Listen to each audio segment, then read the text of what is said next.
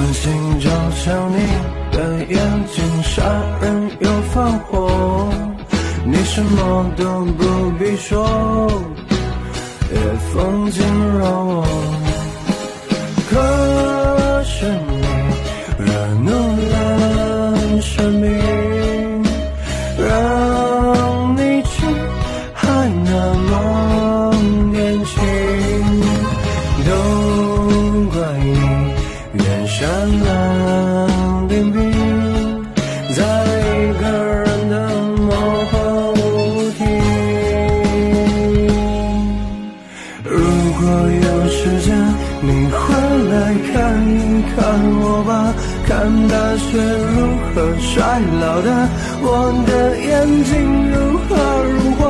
如果你看见我的话，请转过身去再惊讶，我怕我的眼泪，我的白发像羞耻的笑话。